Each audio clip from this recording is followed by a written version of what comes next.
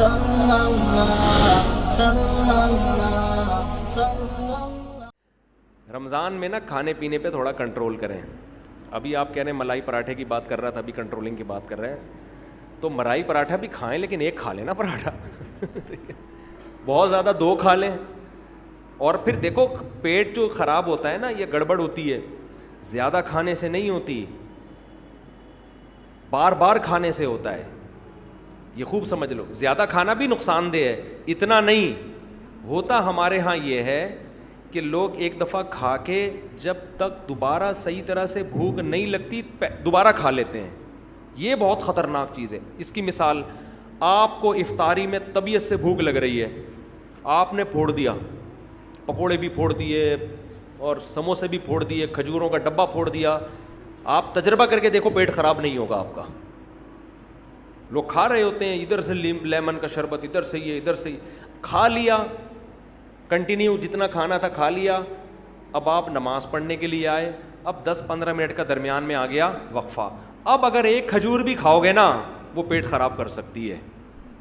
اب نہیں کھانا آپ نے جب تک دوبارہ شدید بھوک نہیں لگ جاتی. یہ اتنا بہترین نسخہ ہے نا صحت کا, اس کو زندگی کا.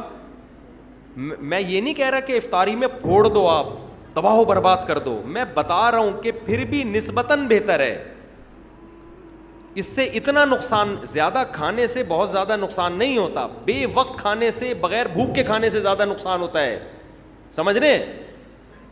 ہمارے ہاں لوگ رمضان میں ان کا وزن بھی بڑھ رہا ہے کم ہونے کے بجائے, بیمار بھی ہو رہے ہیں. وجہ کیا ہے؟ افطاری میں کھانے پینے کے بعد نماز پڑھ کے آئیں گے, اب بھوک کم ہو چکی ہوتی ہے, معدے نے اپنے ورک شروع کر دیے, اب آ کے دوبارہ کھا رہے ہیں. پھر وہ دیکھ رہے ہیں وہ میز کے نیچے سے پلیٹ کھینچی, 2 پکوڑے رہ گئے تھے, چلو یار. فریج میں جا کے دیکھا, یار وہ دہی بڑے تو رہ ہی گئے تھے, چارنے والے وہاں سے لے لیے, اور پھر وہاں سے کھجور کے ڈبے میں ہاتھ مارا. اب یہ جو جگالی کر رہے ہو نا بکریوں کی طرح, بکری کا کام ہے سارا دن کھاتی رہے گی, مینگنیاں بنا کے نکالتی رہے گی. انسان میں مینگنیاں نہیں ہوتی بھائی. ٹھیک ہے نا, انسان کا ایک پراپر ٹائم ہوتا ہے, اسی حساب سے چلتا ہے انسان. تو اب آپ سارا دن جگالی, اب کیا کرنا ہے آپ نے؟ افطاری میں پھوڑ پھاڑ دیا تو اس کے بعد اب نہیں کھاؤ. اب اگر شدید بھوک لگتی ہے تراویح کے بعد, تراویح کے بعد آپ کھا لیں. لیکن میں نے تجربہ یہ کیا کہ تراویح کے بعد بھی اگر صحیح طرح پیٹ بھر کے کھا لو تو پھر سحری میں نہیں کھایا جاتا. تو بہتر یہ ہے کہ تراویح کے بعد بھی نہ کھائیں. اب سخت بھوک لگ رہی ہے تو تھوڑا سا کھا لیں. سمجھ رہے ہیں؟ کتنا کھا لیں؟ تھوڑا سا, تاکہ سحری میں پھر تمیز سے کھائیں آپ. تو تھوڑا سا کھا لیں آپ, اور اس وقت بڑا مزہ بھی آ رہا ہوتا ہے. تراویح کے بعد چند کھجوریں کھا لیں, کچھ شہد کھا لیا, مدت ذلہ لا لیا, دامت برکاتہ ملا لیا, جو فریج میں تھا کھا لیا. صحیح ہے.